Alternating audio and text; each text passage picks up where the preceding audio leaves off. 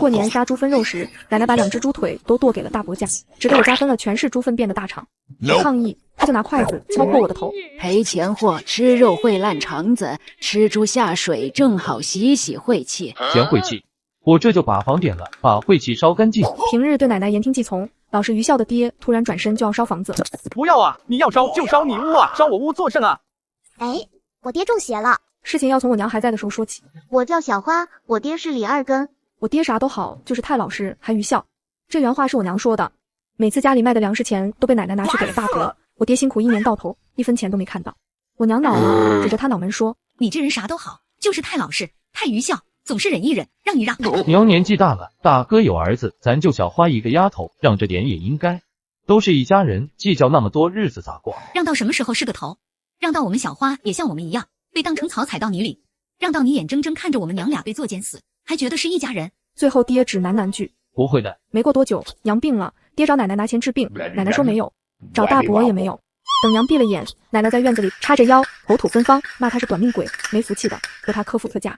爹在娘坟前哭着说错了，我希望爹是真知道错了。转眼到过年，今天全家人都聚到院子要分年猪，院里架着口大铁锅，开水咕噜咕噜冒着烟，案板上养了1年的年猪已被大卸8块。奶奶抄着把斩骨刀在分肉，奶奶和猪站一块，我觉得猪比奶奶好看多了。那肥嘟嘟的猪头，白花花的肉，我馋得直咽口水。大根，把这2扇腿拿回去。大孙子正在长身体，得吃10成肉。2大只还冒着热气的猪后腿，连带着1大块5花3层的腰排，被奶奶全都丢在旁边的大红塑料盆里。那盆一下都装满了，肉山在里头晃啊晃。大伯和大伯娘笑得见牙不见眼。谢谢娘，壮壮正是长身体的时候，是得补补。猪转眼没了大半，我急了，又安慰自己，没事没事，还有前腿，还有猪头，都好吃。看了眼我爹，想让我爹把剩下的搬回去，结果我爹蹲在屋檐底下，一言不发。没办法，我挠了挠头，自己上。奶，剩下的是不是我家的了？奶奶瞥了我一眼，拎起一挂还在滴着黄水的猪大肠，往我面前一扔，拿去。你个丫头片子晦气重，正好吃点猪下水压压，别过年给家里招灾。这大肠没洗，还带着猪粪，被这么一甩，有些猪粪直接溅到我脸上。旁边堂哥壮壮正拿着一个鸡腿在啃，他指着我哈哈大笑。小花吃屎肠子喽，赔钱货只配吃屎肠子。我拿袖子狠狠擦了把脸，冲奶奶喊：奶，这不公平，凭啥大伯家吃肉，我家要吃屎？奶奶眼睛死死盯着我。你说啥？我说不公平，猪草是我割的，猪圈是我扫的，凭啥肉全给大伯家，就给我们吃这个？奶奶抄起桌上的竹筷子，对着我脑门就是一下，好疼！反了你了，我看你就是欠收拾。奶奶指着我的鼻子开骂，唾沫星子喷了我一脸。赔钱货还想吃肉，也不怕吃好肉烂肠子。你爹个闷葫芦生不出带把的，户头往下算是绝了，还生出你这么个牙尖嘴刁的坏丫头。这猪下水怎么了？有的吃就不错了，再废话，晚上去猪圈睡。老二，你看看你交的好闺女，还会顶嘴了。这要是将来嫁了人，还不得被人打死？大伯娘也阴阳师高阶玩家，酷酷的道友。娘，您消消气，弟妹死得早，这丫头没人教，等我有空帮您好好教教她。居然还有脸提我娘！我气得抓起大肠就往他们方向扔，给你们吃，都给你们吃！那挂肠子啪的一声，不偏不倚砸在站在他们中间的堂哥壮壮脸上。壮壮愣了一下，随即爆发出惊天动地的哭嚎。哦，爹，他拿屎扔我！小比崽子，反了天了！大伯娘更是气得直哆嗦，想去擦壮壮脸上的屎，又嫌脏，手伸到一半僵在那。我的儿啊，我的心肝肉嘞！他终于一咬牙，用袖子在壮壮脸上敷衍的抹了一下，扭过头，尖着嗓子骂：你个有人生没人教的 XXXXXXX！ 娘，你要给你大孙子做主啊！奶奶见大孙子嚎得撕心裂肺，心疼坏了，一把抄起斩骨刀，晃着刀尖对着我：你这个死丫头，既然不吃屎肠子，我今天屎都给你打出来！他挥着刀就朝我冲过来，那双小脚迈得又急又快，我头皮发麻，拔腿就跑。救命啊！丧尽天良了，无情奶要杀亲孙女了！我扑向屋檐下的爹，好戏我爹站起身，我一把躲在他身后，奶奶也举着刀追到跟前，气喘吁吁对我爹说：老二，让开！娘，你真觉得小花晦气吗？奶奶狠狠瞪了一眼从爹后背探头的我。怎么，我说错了？他把他娘都克死了，不是晦气是什么？还有那下水怎么就不能吃了？给你你就接着，烂命还想吃龙肉不成？奶奶举着刀的手又往前送了送，刀尖几乎要戳到我爹脸上。让开！今天我要让他认清他什么身份。我着急看着我爹，我爹愚孝我是知道的，但起码现在他得护着我，不然我也会像娘一样被气死的。爹啊！他忽然大手像铁钳一样攥住了奶奶的手腕，刀就被我爹给夺来了。我看得目瞪口呆，奶奶和大伯一家也被爹这一手惊呆了，一时愣在那没反应过来。我爹没等他们反应，提着刀就朝那个装满好肉的红盆走去。老二，你要干啥？奶奶最先反应过来，大声喊。大伯被奶奶一嗓子喊得一个机灵，挡在盆前。老二，你今天吃了疯药了，敢对娘动手？我爹在他面前站定，抬眼看了看大伯，举起了刀。大伯吓得嗷呜怪叫，躲去一边。大伯娘搂着壮壮大气都不敢出。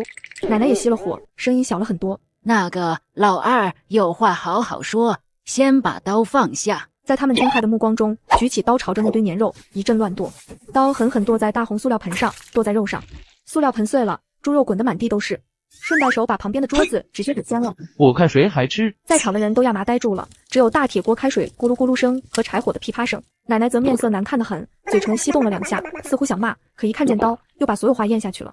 爹看着奶奶还想说，走到大铁锅那，一脚踢翻火堆，拿起一根燃着的柴火往柴火垛方向走。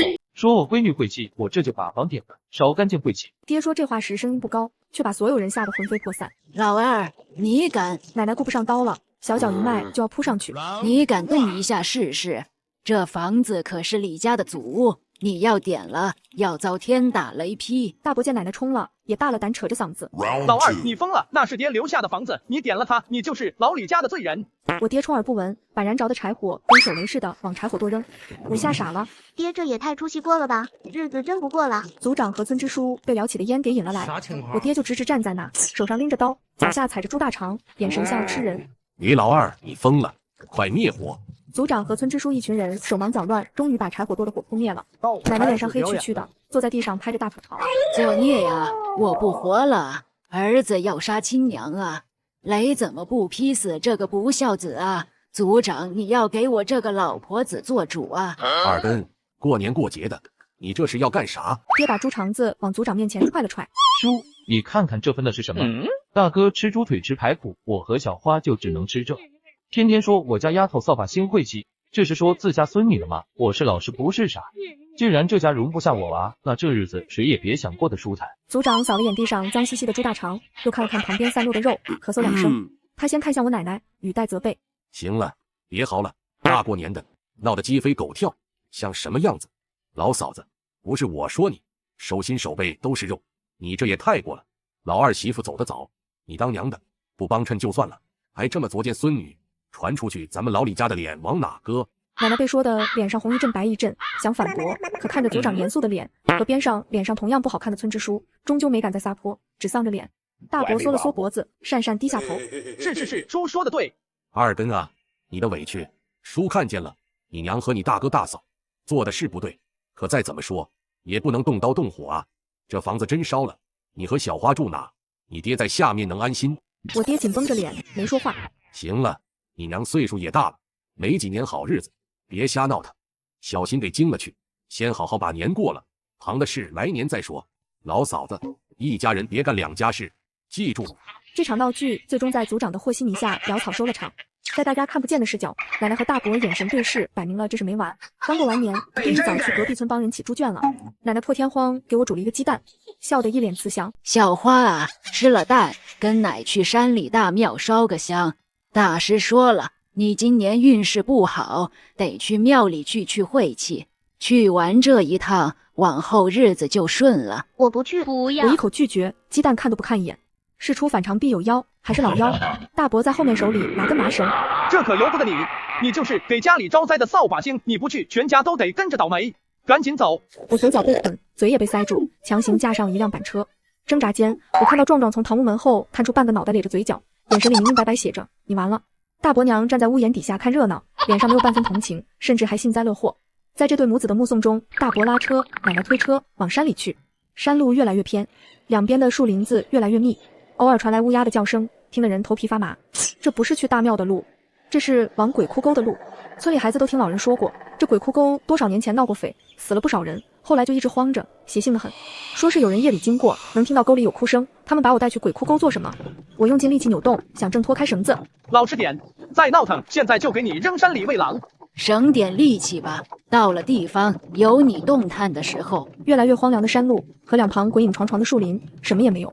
在板车的吱呀声中，我们到了一座荒庙。完了，真的完了。没有香火，没有人烟，只有一个男人，眯着眼往我们这边看。我看清那张脸时，人都吓傻了。那是隔壁村的麻子李，听说他娶了3个媳妇，第一个被打跑了，剩下2个都被活活折磨死了。村里人说他是个人渣，晚上能听到他家里传出惨叫声。大伯把车停下了。怎么样？这丫头虽然瘦点，但是皮实抗揍。麻子李嘿嘿笑了一声，露出一口大黄牙。养养就行。这丫头家里活都会干，而且命硬，怎么折腾都行，只要别让她跑回来就成。行吧，还是小姑娘好，这皮肤嫩。他从口袋掏出一叠皱巴巴的钞票，扔给奶奶。可数清楚了，以后这丫头是死是活，跟你们老李家没关系。吐着口水数了2遍，笑得那叫一个灿烂。成，人归你了。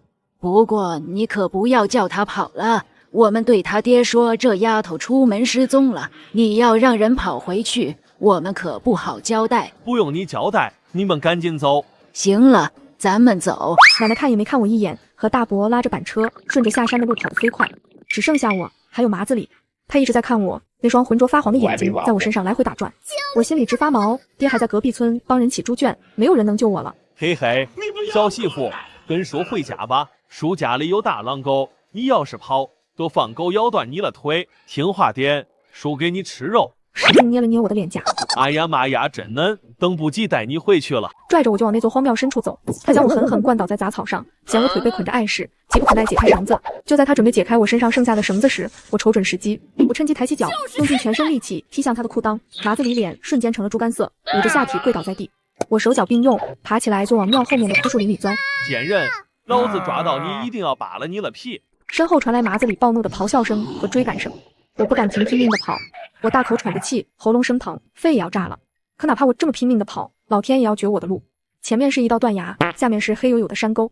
我停在悬崖边，回过头，麻子李已经追上来了。跑啊，你在跑啊！老子花了1000块买了，你今天就是死，也得死在老子炕上。回去，老子先把你的脚筋挑了，看你还怎么跑！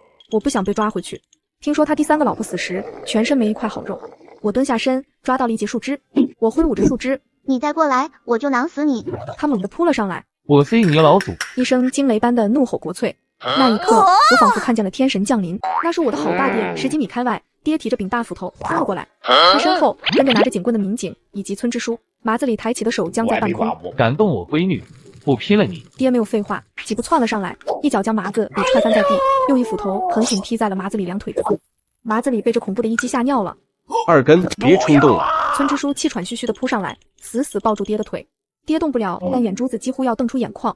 他扔下斧头，村支书才松开，几步冲到我面前，将我紧紧抱在怀里。闺女，爹来了，不怕了。此刻我不怕了，因为我出息的爹来了。这时山路上又来了2个人，是奶奶和大伯。他们看到巡捕的时候显然是慌了，但还是硬着头皮过来了。哎呀，小花，你这孩子怎么跑这来了？